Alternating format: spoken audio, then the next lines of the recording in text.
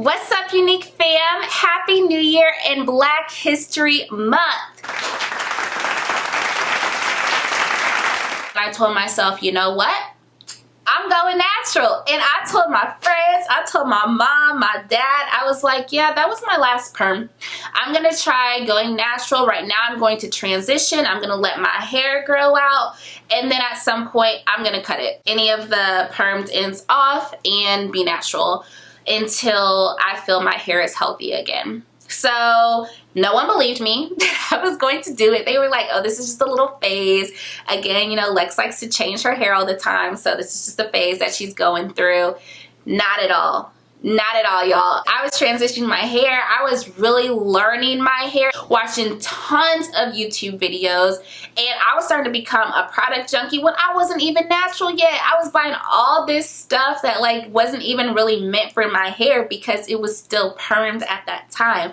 But I was trying to start training my hair for when it was going to become natural. So I was doing, you know, the deep conditioning. I was starting to wash my hair bi-weekly and detangling. I was doing pre-pooing, aloe vera treatments, protein treatments, the whole 9 yards. Like, I was trying to do everything I could. I did start wearing a lot of wigs too at that time, even though I was wearing a lot of wigs in college as well. But I started wearing a lot of wigs as I was transitioning, just so I wasn't continuing to put a whole lot of tension on my hair. So with the wigs I was wearing, I would use bobby pins to attach my wig to my hair instead of using the actual combs on the wig. It was a whole journey, y'all.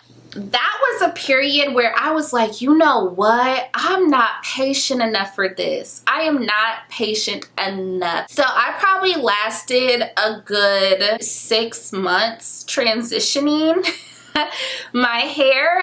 Yes, so transitioning, that wasn't a phase that was for me. I could not continue transitioning any longer than like a 6-month period because on December 24th of 2018, I cut my hair after church service. We sang at Christmas Eve service, and that night I was like, it's time. It's time for it to go. So I ended up chopping all my hair off. What I did was I wet my hair at the top. I used some aloe vera leaves on my hair as well, so I could see the curl pattern of when that transition from curl to straight occurred. So I knew where I was cutting and cutting correctly because I wanted to retain any and all length that I possibly could. I only had maybe about like an inch of, maybe 2 inches of new growth or curls that I had in my hair from transitioning. So I ended up doing the big chop, and let me tell you, y'all, that was the most freeing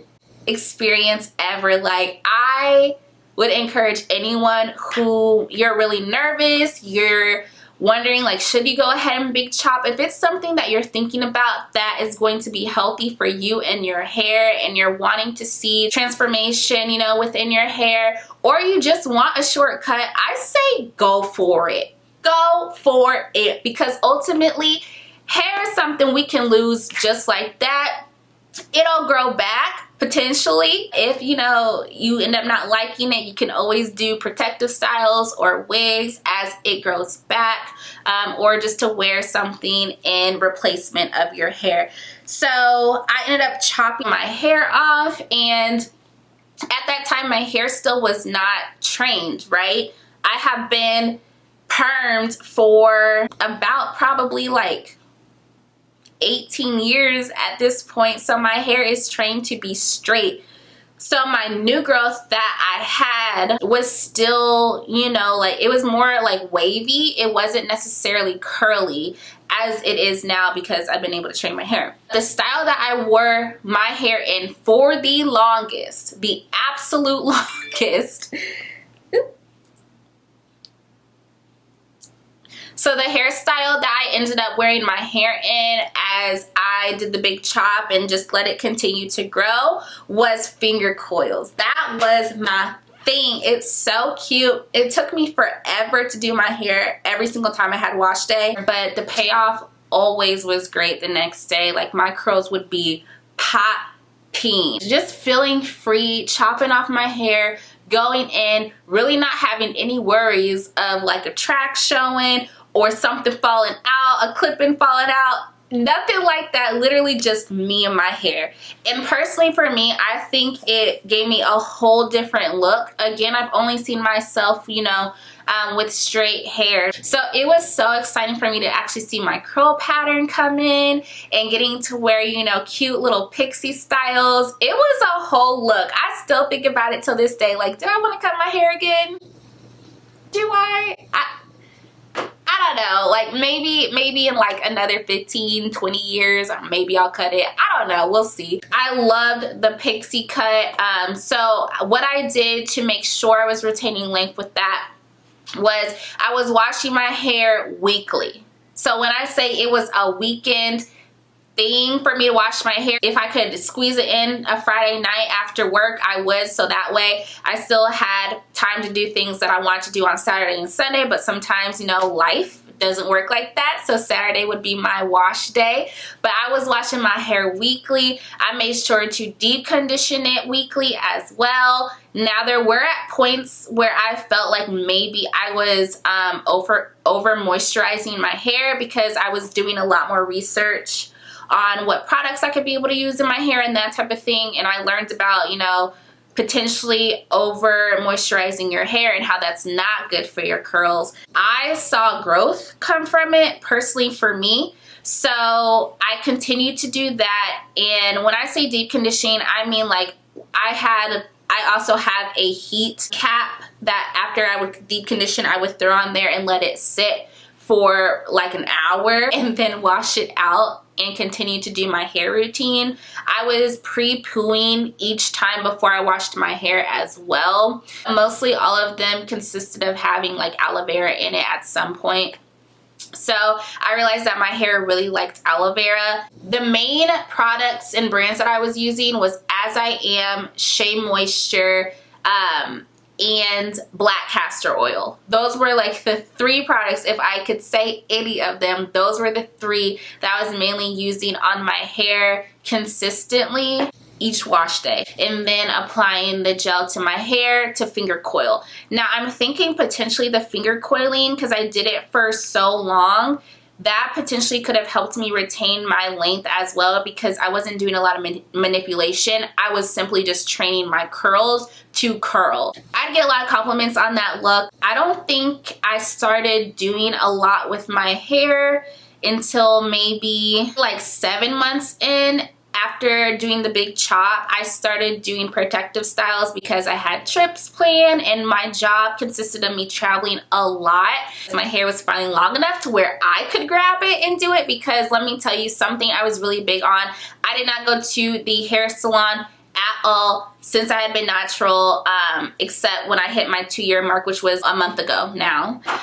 So I did not go to the beautician. I did my own trimmings, wash days, deep conditioning, all of that good stuff. My protective styles I did myself because I didn't want anyone doing nothing to my hair but me. So I could learn my hair, know how to take care of my hair, and really kind of just retain as much length as I could. I kid you not, like when you big chop, you'll always find a piece of hair that you missed. I happened to get that a lot throughout the different months after my big chop, is I would notice a piece of hair that was really straight, so I'd make sure I chopped it. I was scissor heavy, okay, and it was fine to me because I loved the pixie cut. Like, I loved it. So I would just, if I saw a straight piece of hair, clip, cut. Like, I was going crazy, maybe a little bit too much. But come maybe October or November of 2019, I could finally get this hair up in a bun. And when I tell y'all, I was so excited because I had really missed my buns, y'all. I told you how I love that look. I was really excited that I could finally get my hair up in a bun, and that's when I started doing twist out. So by far, I love a good twist out. I think it is so cute. Following when I started being able to do twist outs, I continued to see my hair continue to grow. Once I was able to start getting my hair up in a bun and doing twist outs, I stopped washing my hair weekly, and I started going to bi-weekly washings and bi-weekly deep conditionings. So I was still deep conditioning. One of my favorite ones that I've mentioned before is the TGIN one, Miracle Mask. I love that deep conditioner, but there's a second one that I have been absolutely loving, and I'll probably do a video on it here on my channel at some point, but it is so good. Oh, it's amazing. Like, I think I might like it more than the TGIN one. So stay tuned for that one. Then probably following like a year and a half being natural, that's when, I'm not gonna say I got lazy, but I stopped trimming my hair as much because I was seeing length and I was loving the length and I didn't want to cut it anymore. So I stopped trimming as frequently and really just continued to do my twist outs. And when I would twist, I would look at my hair, and if that bottom piece was not curling, I would think to myself like, okay, that might be a dead end, and I would do like a little clip. But I was not doing like a very consistent trimming as I should be to continue to retain that length. So that was definitely a miss on my part, but would encourage you all to continue up your trims so that way your hair does not start breaking off and you're not getting any split ends and all of that, continuing to retain your length of hair that you worked so hard to grow out. I also stopped using oils throughout my journey because I didn't see a whole lot of benefit from using oils each wash day. My hair is not oily. It's pretty, it's like normal to dry. However, I felt with using oil, it made my hair more dry and it made my scalp dry and itch, and I felt like I got more dandruff when I was using oils. So I feel like it is a case-by-case type of situation. You know, your hair is not mine. Your hair likes different things. It's going to like different things than what my hair likes. So I feel like you definitely should try everything and see what your hair enjoys. Now, when I say I stopped using oils, like I'll still use oil, of course, to oil my scalp and everything. I definitely do that. But what I mean is I would do the LOC method on every single wash day with the finger coiling, all of that type of stuff, where I would put oil on every single section and oil my scalp, and I would oil my scalp throughout the week as well. And for me, I saw that it was drying out my hair and my scalp and creating more dandruff. So I stopped and would only just oil my scalp when I did a wash day, and that was it. And then my hair didn't get any more oils until the next wash day, because your hair already creates its own natural oils. So for me, I just felt like I was doing overload, and maybe that's why my hair and scalp was reacting the way that it was. And I'm continuing to do that. Black castor oil, that was what I was first starting out with when I did the big chop for the longest period of time. And then probably like within the past year is when I started using the Miracle Growth oil, hair growth oil. Whew.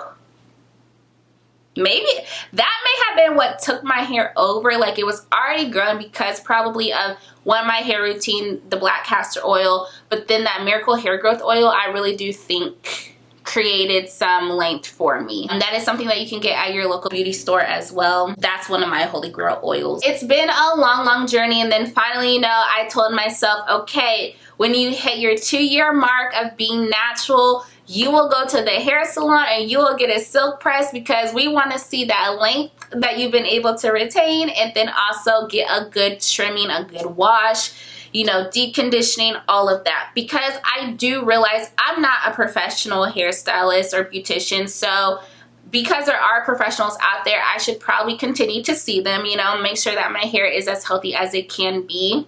So besides what I've been able to do, I did want to make sure that I got to the beauty shop at some point in time. So I made, you know, my 2nd year mark be that time that I go to the beauty hair salon, and I did. And if you follow me on Instagram, you saw my whole vibe with the silk press in the videos and everything. And as you can see, my hair is, ooh, I don't know. I actually don't know how long it is, but all I know is we're past shoulder length. That is what I know. we are past shoulder length, and that is where I was stuck when I was, you know, in college and doing all that extra stuff. So as you can see, and it's gotten to this point, like going natural has been the best decision I have ever made for my natural hair. Like, I'm kind of getting emotional just a little bit, because throughout that journey, like me, myself, I learned a lot about myself and being more confident with myself and my appearance and how I look and how I come off to people, and how you can truly be a blessing to somebody else because they see how comfortable you are in your own skin. And for me, I've learned a lot throughout this journey. I'm so happy that I took the plunge and just chopped off my hair. And again, like, I'd encourage anyone to do it. If you're contemplating, you know, cutting your hair and doing that big chop, go ahead and do it. If you really, really want to, you know, it's your own decision. But it's one of the best decisions I have ever made. And I feel like my hair is just continuing to get stronger, and the goal is I'm trying to get to mid back length. That is my goal, as where I would like my hair to be when it is straightened. So right now when it's curled, it's about right here, shoulder length. So this is what it is straightened out. I'm just like so happy about the decision that I've made. I've not put any color on it. Oh, another big thing that I should tell y'all that I really did not do to my hair at all since big chopping is putting heat on my hair. I did not straighten it. I didn't do nothing. Like, this is the first time I've seen my hair straightened since I big chopped. So the 2 years. I haven't seen my hair straightened since then. The most heat I would put on my hair is when I would blow out my hair for like a quick protective style or something like that. But that was I maybe did that like 3 times, maybe 3 times throughout my entire time of being natural. That is a big thing I think also contributed to the health of my hair, is because I tried to refrain from using heat on my hair as much as I possibly could. So if you can do that too, I would suggest that as well, because you don't want your curls to have heat damage. But there are protein treatments out there where if you do feel like your curls have heat damage, those protein treatments can help you out. And I guarantee, actually I know because I've watched some of them, that there are YouTube videos out there to help with that situation as well, if you're wanting to figure out different ways that you can try to control or get your curls to bounce back from that heat damage. So again, weekly washes when I first started, deep conditioning, really using little to no heat, sleeping in a silk bonnet or a silk pillowcase, and I did do a lot of protective styles, but not putting a whole lot of tension on my hair so that I could continue to retain length and everything. Oiling my scalp, not a whole lot, but oiling my scalp, giving my scalp massages to help the hair follicles continue to grow. I didn't color my hair, finger coiled most of the time of me being natural. I did hair masks as well. Those were kind of like my main things that I've been doing since being natural and continuing to monitor my own hair growth. Let me know in the comments below, y'all, if you are on your natural hair journey or you're contemplating big chopping. Let me know some of your questions, concerns, or thoughts or success stories, because I guarantee, you know, this is a community for us, and I know we have stories to talk about, and I just want to continue to build this community so that we can share these stories, success stories, and even, you know, unsuccessful stories too, so we can learn from it. But I would love to know your story as well, so make sure you throw that in the comments below, and what ideas you would want or videos you would want me to post about my natural hair as well that could help and benefit you and others out there within this same community. So I hope that I tried to cover as much as I could with my natural hair journey. I used to say I would never go natural because I just didn't think, one, that honestly, and don't hate me for this, y'all, but I did not think I was going to like my natural hair. I didn't think that I could manage it either because I already struggled managing permed hair. So I was like, I sure can't manage my own curly hair. And I don't know what my curl pattern looks like. So I'm not gonna do that. Like, that was really my mentality about going natural. So I'd always say I would never go natural. Never say never, because now I'm over here talking to y'all about it and how it's one of the best decisions that I have ever made. And I'm sure others would say the same thing about, you know, them going natural or whatever they might be doing right now, whether it's perm, natural, texturized, whatever it might be. There's a reason that you did it.